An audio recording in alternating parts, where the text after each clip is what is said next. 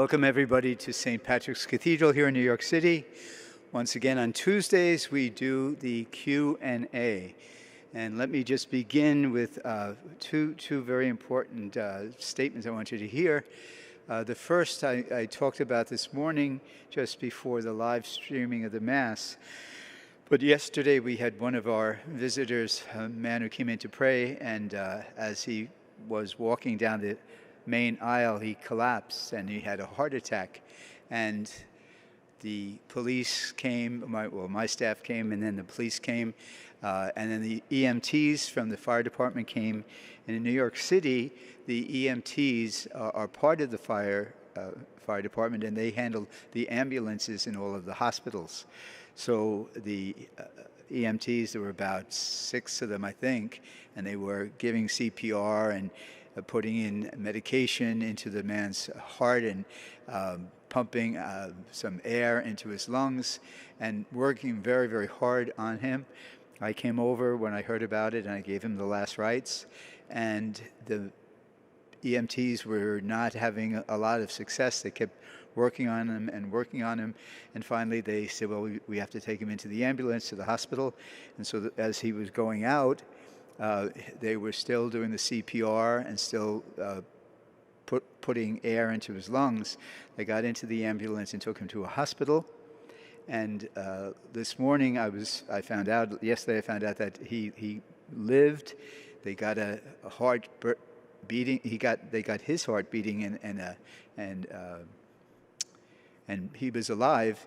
And today I was told that he's in critical condition, but critical condition is much better than what we thought was going to be the end of the whole life of the poor person yesterday. So please pray for him. I don't know his name, but he certainly is someone that the people of St. Patrick's and the virtual parishioners should be praying for. And I'll keep you informed as far as I hear about the status of his life. Anyone who's heard me for any length of time knows that it's something that I say very often, that I don't believe in coincidences. When something happens and people might say, oh, that's a coincidence, isn't it? I usually say I see the hand of God involved in something like that. The reason I'm saying that is just this morning in one of the New York City papers, there was a huge story about the EMTs and the work that they had. This is the 25th anniversary of the EMTs and the fire department coming together, and so there was very extensive treatment of the heroic work that the EMTs do. And so somebody said, oh, isn't that a coincidence? Because yesterday they were right here, and they were heroically working and working very, very hard to save this man, and they did save him. So once again, the fact that yesterday this happened with the EMTs here at St. Patrick's, and today the big story about the EMTs, somehow or other I see the hand of God there. So I hope you all do too, and pray for the EMTs. They're very hard-working civil servants. They're part of the fire department. We wouldn't call them firefighters, but they are part of the fire department, and the work that they do is heroic and is exemplary and is very it's very much honored by New Yorkers. I think we all recognize how important they are to us in the city, and how they, especially during the pandemic, for weeks and weeks and weeks, they had many, many calls every single day of people who couldn't breathe, who had to be taken to hospitals, whose lives were in danger. And so without a blinking of an eye, they were there, and they were working very hard. So we honor the EMTs for the great work that they do in protecting the people, especially the people of New York. And I'm sure it's the same thing throughout the world and throughout our country, the work of the ambulance drivers and the EMTs inside the ambulance. So it's very, very important. And the second thing I want to say before I get to the Q&A is that St. Patrick, a lot of people think of St. Patrick's Day. Oh, isn't St. Patrick's Day wonderful? And it is. Oh, we have a parade. Well, not this year or not last year, hopefully next year. And we have a cathedral named after St. Patrick. Isn't that all, again, wonderful? And it is. But for us at St. Patrick's Cathedral, not only is it this great day when everybody's Irish and when all things are celebrated, but it's also a very solemn day for us because it is a solemnity here at St. Patrick's. It's our feast day. And not only do we honor everybody out on Fifth Avenue, but we also honor everybody here in the cathedral praying together, remembering and celebrating the anniversary or the solemnity of St. Patrick, the patron of Ireland, the patron of New York Archdiocese, and the patron of this cathedral. So tomorrow, on the feast day, we will live spring our usual Mass at 7 a.m., and then at 8:30 a.m., we'll also live spring the Cardinal's Mass, where we will have members of the Fighting 69th with us, a much smaller contingent than usual, but they'll be with us, and we will have a number of people in the cathedral, and again, thousands in the ether, watching and praying with us the Mass. Since tomorrow is Wednesday, not only will we live stream this 7 and at 8:30, but we'll also have the Rosary at 10 o'clock, as we usually do on Wednesdays. Now, I had a bit of a problem this week because I had Q&As from last week and a couple that came during the week, and as I was preparing to come out here this morning, I couldn't find them. So we'll have shorter numbers of questions, but I'll do my best to answer them. Okay. This is a question that comes from Brazil. So every now and then I get cues from this young man in Brazil. Could you explain the meaning of the symbols of Cardinal Dolans' coat of arms? The hat, the 2 scrolls, the crown, the 3 crescent moons, the windmill, and the motto, etc. So that's a great question. If we had a picture of the Cardinal's coat of arms in front of us, it would be a little bit easier, but I can do my best to explain his coat of arms. So in the Catholic Church, when a man becomes a bishop, he's entitled to a coat of arms that will be symbolic of the ministry that he has as a priest and as a bishop and ultimately as a cardinal as he gets up in the church. So Cardinal Dolan has this coat of arms, and it's on the chair, which is the symbol of his authority here in the church. And so for every ecclesiastical coat of arms, on top of the coat of arms is a hat. It's called a galero. And for Cardinal Dolan, because he is not only a bishop, but he's also a cardinal, the galero is red. Regular bishops would have green ones, but it's red, and it has a number of tassels coming down the side. And so there's 1, 2, 3, 4, and then 5. So 5 on the bottom row of tassels, which is symbolic of a cardinal. If it were only 4, that would be an archbishop. If it were 3, it would be a bishop. If it were 2, it would be a Monsignor. If it was just 1, it would be a priest. So, but for the cardinal, because he's a cardinal, it's a red hat with 5 tassels at the very bottom. The coat of arms that is behind the cardinal's chair is divided in 2 parts. The left part is symbolic, or is the coat of arms of the Archdiocese of New York. And so on that side, there's a windmill and 4 small crosses. The windmill is significant because the Archdiocese of New York at one point had been it was not a diocese or anything, but at one point the city of New York, that what became the city of New York, was called New Amsterdam, and so it was under the Dutch. So reminiscent of that is the windmill, reminding us of our roots in New Amsterdam that ultimately became New York. And the 4 small crosses at the openings of the windmills, the windmill are the crosses symbolizing the 4 parts of the world, 4 corners of the world to whom the gospel is to be preached. So that's on the left side. And on the right side is Cardinal Dolan's personal coat of arms. So the personal coat of arms consists of, I can't see it all the way, 3 crescent moons, a crown, 2 scrolls. So the crescent. The two scrolls are symbolic of this, the fact that Saint Timothy was the author of two letters in the Bible, in the New Testament, and since the cardinal's name is Timothy, so the two scrolls are to remind everybody of Saint Timothy, the author, the biblical author. The crown is symbolic of where Cardinal Dolan comes from. He comes from St. Louis, and St. Louis was the king of Spain who brought back from the Crusades, who brought back the crown of thorns into France. As if you remember, when Notre Dame Cathedral burned, one of the most precious relics that they had was the crown of thorns, which was saved from destruction or saved from being burned up, and is still being in a safe place right now until it can come back to the cathedral. Underneath the cardinal's coat of arms is his motto, and the motto is Ad quem ibimus. It took me a second to remember what it was.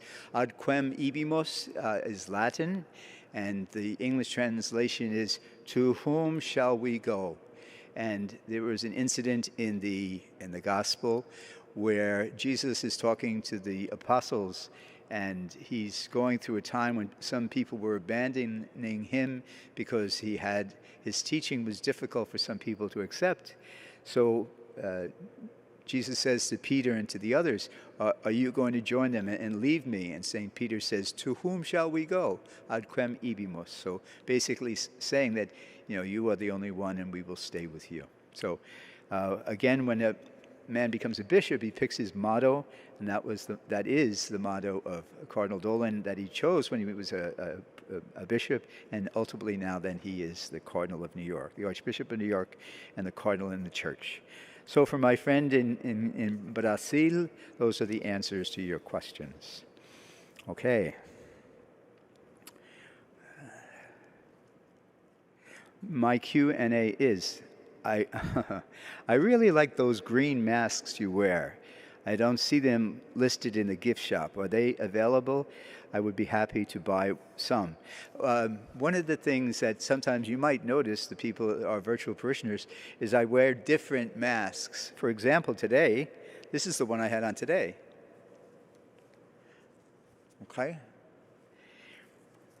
This one came from one of our virtual parishioners who is connected with Gonzaga University in Washington, and he sent it to me just recently, so I've been using it. The very first mask I got was from one of our virtual parishioners in West Virginia.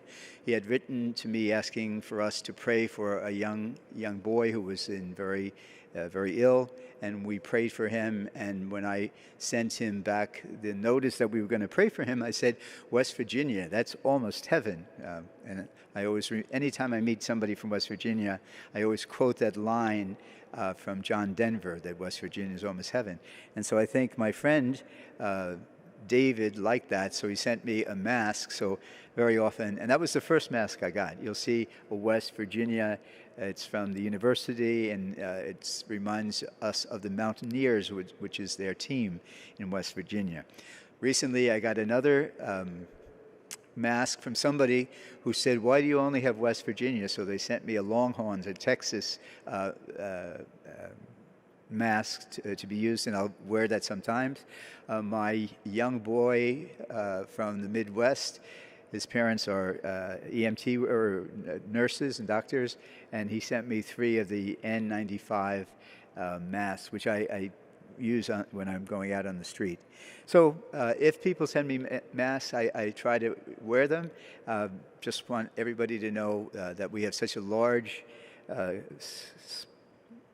group of people from all over the country that they want to see their names or their masks recognized. So I'll do my best to do that without necessarily talking about it.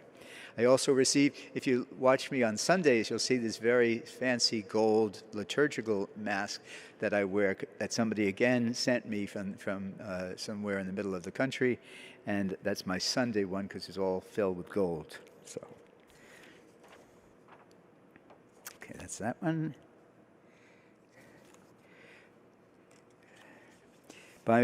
By the way, my heritage is Irish. I love everything at St. Patrick's and looking forward to the concert on Thursday. We had a concert last week, an Irish Heritage concert, and if you didn't see it, it's archived like all of our material is, so you can go back and see it. And as a matter of fact, tomorrow is a day that, since it is our feast day, one of my staff members came up with the idea that why don't we make St. Patrick's Day a day of giving for the cathedral, so that, again, as we often ask for help, so that we can keep our ministry going and keep everything happening, as you know, because we don't have the visitors that we normally would have and the candles that we normally would sell.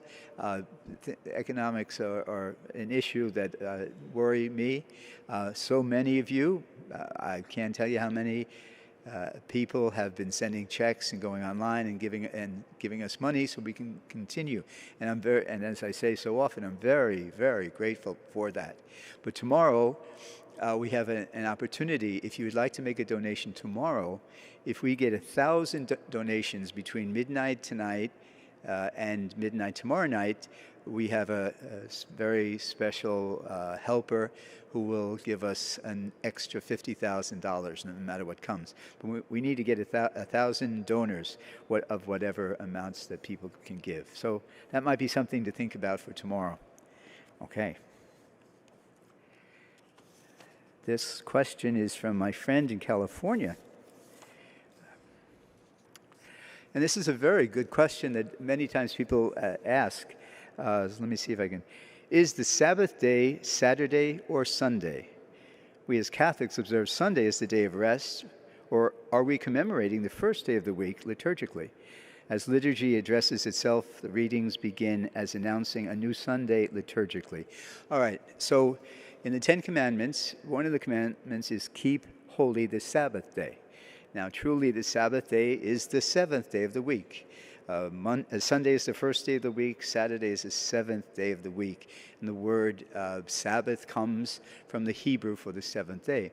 And so it's a reflection of the biblical story of creation in the book of Genesis, that God made the heavens and the earth. And when he was finished making the heavens and the earth, he rested. And the day that he rested became blessed and is immortalized in the commandment that is the day for Jewish people always to keep it holy, keep the Sabbath, worship that day, do no work that day. So often, like this morning in the gospel, we heard the Pharisees commenting on this man who was carrying his mat, that Jesus told him, take your mat and go home. They said, you can't do that on the Sabbath. There's no work. So any little thing that would suggest work would be prohibited as part of the law of Moses. So that has been part of our heritage. Now, when the church and the synagogue divided, so again, as we talked about before, remember in the beginning, every single person that we would call Christian was Jewish. So Jesus was Jewish, Mary was Jewish, Joseph was Jewish, Peter was Jewish, John was Jewish, Paul was Jewish, and the Christian church that evolved from the house of Israel, but then at a certain point, St. Paul and St. Peter received visions that said that the Greeks or the non-Jews, the Gentiles, would be welcome if they accepted Christ and were baptized to become part of the church. So as the church evolved, it evolved away from something exclusively Jewish into something that was a mixture of Christians who had Jewish roots and who had Gentile roots. And part of the separation in the evolution was that the church decided to make the holy day the first day of the week instead of the seventh, partially to show the difference that we no longer were the same as we had been before, but also to remind everybody that the day that Jesus rose from the dead was the first day of the week, as again you read in the Gospels. And so for Christians, the day of the Lord is the first day of the week, Sunday. And again, over the years, traditionally, Sunday was always a day of not working so that you could worship and have the family together and celebrate your belief in Christ who rose from the dead on the first day of the week. So that's the reason why we take that commandment seriously, but instead of using the day Saturday, the seventh day, we use the day Sunday, the first day, because that's the day that Jesus was raised on that day. This is a question about whether Cardinal Dolan was a Monsignor at some point. I'm pretty sure he was. He was the rector of the North American College in Rome before he became a bishop, and he was a Monsignor at that time. So again, I've said this before, Monsignor is a title of honor that would be given to a priest either for the work that he has, the position that he has requires some recognition that it's an important position. So as the rector of the seminary in Rome, North American College, that was a title that came along with the job. Some monsignors are given the title as marks of honor for the work that they did or for some special event that happened in their lives. So that's basically why some priests are called monsignors. Okay, may you recommend any special prayers for St. Joseph and St. Patrick's feast day? Well, for St. Patrick's feast day tomorrow, tune in to the live streaming, and you can pray with all of us to honor St. Patrick, and hear some music that would be associated with him. Also, on Friday of this week is the feast of St. Joseph, and His Eminence will celebrate the 7 o'clock Mass, and then after the Mass, he is going to consecrate the Archdiocese of New York to the honor of St. Joseph and asking for St. Joseph's patronage, especially during this year of St. Joseph. And so you'll be able to see that on Friday, and it would be a good way of using the prayer that the Cardinal is praying as our prayer for St. Joseph and during the year. Second question, why during the Mass, this is my friend from Spain, there are 3 lighted candles on each side. That is 6 candles. This is a very good question, very astute. If you look at the altar, we have 6 candles there. And when the Cardinal celebrates the Mass, again symbolizing his authority and symbolizing his rank, all 6 candles will be lit. When I celebrate the Mass, it's only 2. 1 on each side will be lit because I'm not a bishop or a cardinal. On Sunday, whether it's myself or His Eminence, the 6 will be lit because it's our solemn celebration. We call it our pontifical Mass on Sunday, even though sometimes it's not a bishop that's celebrating the Mass. But we light all 6 candles on Sunday, and during the week, if you see, before Mass, if you see 6 candles, that's your tip-off that the Cardinal will be celebrating the Mass. If you see only 2 candles, it's your tip-off that it'll be either myself, Monsignor Lamorde, or Father Haggerty celebrating the Mass. Final question from our Spanish friend. Our ancestors had little shrines at home to pray daily and for devotions. How are these home shrines set up to pray, and what do they include? Well, again, whatever the devotion is that somebody has, our devotion to the saints, to the Blessed Mother, to the Lord, to various aspects of our Catholic religion, we celebrate not only in church, but in our own homes. And so for centuries, many people have had special devotions to the Sacred Heart, and so they would have an image of the Sacred Heart or a statue, and sometimes they'd put a candle there and say their prayers. So it's a great sign of the devotion of Catholic people that in their homes and even outside their homes sometimes they'll have little shrines that show the devotion that they have to a specific aspect of our Catholic religion. It's a beautiful thing. It's not as common nowadays as it had been in the past, but it is a very, very beautiful thing. On my desk, I don't have it's not a shrine, but I have a statue of the Sacred Heart. I have a picture of the Blessed Mother, which one of my parishioners gave me, whom I see now.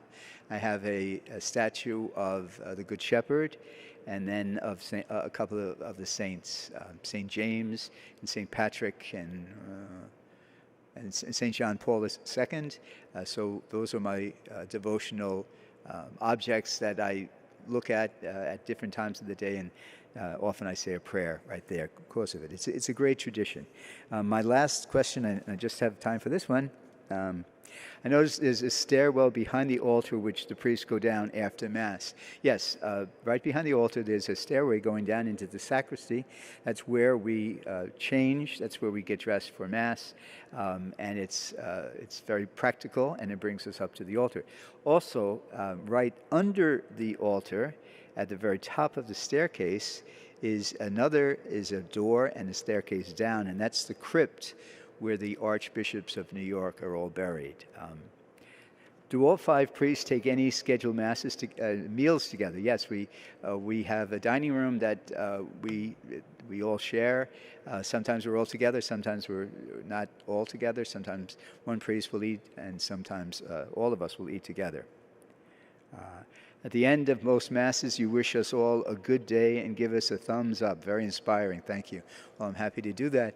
I didn't realize that was something that I did. It just came naturally until somebody sent me a mask, and it was very clever.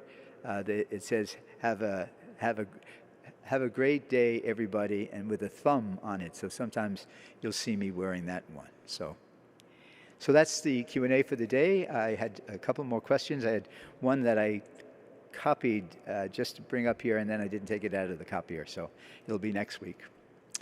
So don't forget tomorrow, our feast day, the Feast of St. Patrick, patron of Ireland, patron of St. Patrick's Cathedral and of New York Archdiocese. And our day of giving will be tomorrow, and you can find out about it by, as you are right now, being on the same email page of St. Patrick's.